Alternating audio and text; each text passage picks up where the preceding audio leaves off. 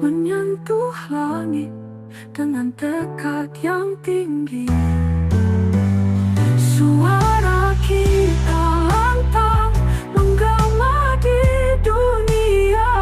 Wirausaha disabilitas menciptakan makna.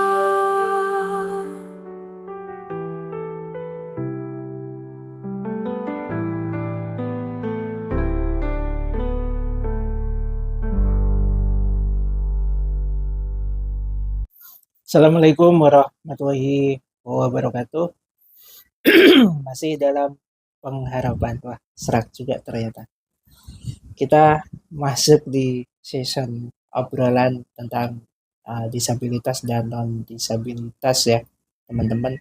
Termasuk juga ini ngobrol tentang pemikiran-pemikiran yang mungkin saja pertanyaannya tuh ada di teman-teman dan sering dipikirkan, dilontarkan, dan sering ditanyakan untuk dicari jawabannya. Padahal nggak semua pertanyaan di dunia ini ada jawaban konkretnya.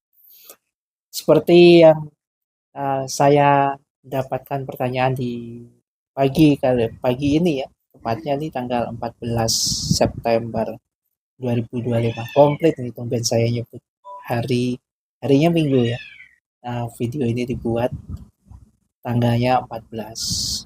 Nah, ada sekitar 38 orang yang menanyakan kenapa sih kita itu nggak boleh iri, kenapa kita nggak boleh menginginkan atau membandingkan diri kita ke orang lain dan iri dengan orang lain. Dan bagaimana ketika iri itu selalu muncul, kemudian ditekan, apa dampak seriusnya. Oke, saya bicara dari kacamata orang umum, dalam tanda kutip orang yang senang belajar tentang hipnosis. Jadi ilmu-ilmu pikiran, ilmu-ilmu yang berhubungan dengan pengembangan diri. Meskipun saya bukan trainer atau praktisi terapisnya, tapi saya senang belajar itu dan senang baca. Kemudian sebagai orang disabilitas itu seringkali saya dari kecil ya, dari saya menyadari kalau saya itu disabilitas, itu saya sering iri dengan teman-teman saya. Mulai dari iri karena mereka bisa bermain dengan bebas, dalam artian mereka main bola itu nyaman, mereka berlarian itu nyaman, mereka naik sepeda nyaman, nggak nabrak dan lain sebagainya. Itu saya iri, saya pengen seperti mereka. Tapi ya ada beberapa hal yang memang nggak bisa saya harus bisa seperti mereka. Namun yang membuat saya lebih iri lagi dulu itu bagaimana saya bisa membaca, bisa nulis, bisa melakukan berkomunikasi banyak hal ya, utamanya main di internet. Waktu itu belum ada handphone yang menggunakan software pembaca layar atau screen reader laptop atau komputer yang saya belum tahu gitu ya. Lebih tepatnya saya belum tahu, bukan belum ada. Kalau mikir di kondisi seperti itu, kemudian yang saya lakukan, yang positifnya adalah bukan saya tekan rasa iri itu. Karena iri itu sebenarnya baik, karena dia bentuk sebuah hal atau sebuah alarm, sebuah pengingat bahwa kita itu masih belum ada di titik yang sesuai, kita belum maksimal, sehingga iri dengan orang lain atau iri dengan pencapaian-pencapaian itu sebenarnya bentuk bahwa kita masih bisa memaksimalkan lagi potensi-potensi kita. Adapun kalau sudah maksimal, itu sebenarnya batasnya ketika kita sudah meninggal, sudah mati. Itu baru dikatakan batas akhir. selama kita masih hidup itu sebenarnya potensi masih bisa dikembangkan terus, masih bisa dimaksimalkan terus. Yang penting kita bisa tahu tahapannya. Nah, saya juga gitu. Dulu terus saya menggali potensi, saya mencari tahu. Setelah tahu ada handphone yang bisa baca layar, ada suaranya, saya kembangkan, saya pahami. Kira-kira setelah punya handphone ini bisa digunakan untuk apa? Saya buat belajar. Terus saja dieksplorasi. Salah? Iya. Gagal? Sering. Apakah sekarang sudah berhasil? Menurut saya kategorinya baru proses, baru berprogres. Belum. Banyak orang yang bilang saya masih dalam taraf sulit. Tapi apakah saya nyerah di kondisi seperti ini?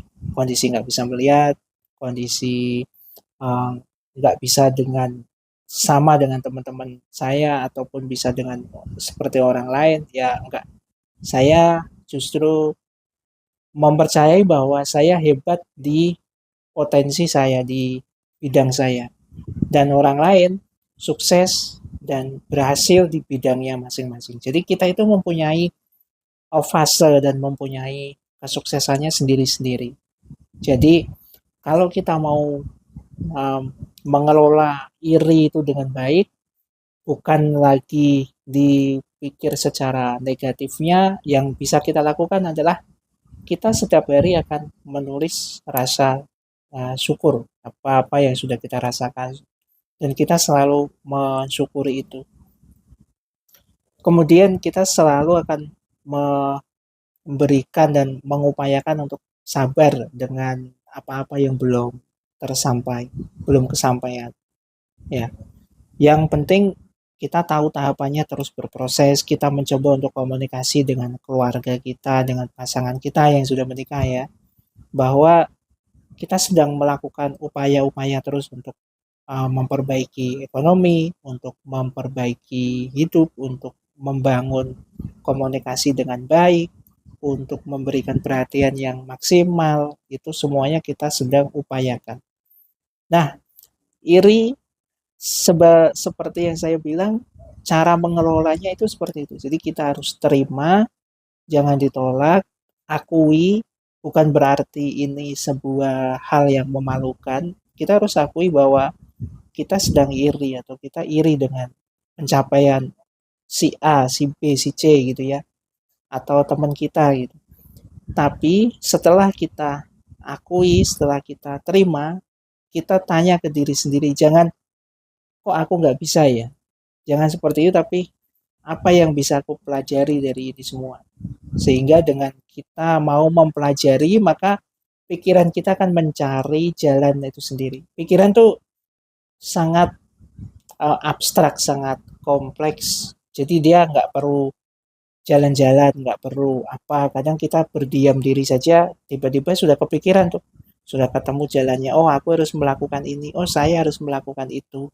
Sehingga tahapannya itu jelas. Jadi kesimpulan dari obrolan ini, satu, kita terima rasa iri itu. Yang kedua, kita biarkan pikiran itu mencari jalannya. Dan kita siap untuk belajar, mau untuk memperbaiki diri, dan terus mensyukuri apa-apa yang sudah menjadi garis takdir. Terakhir dari saya, masih dalam pengharapan. Assalamualaikum warahmatullahi wabarakatuh.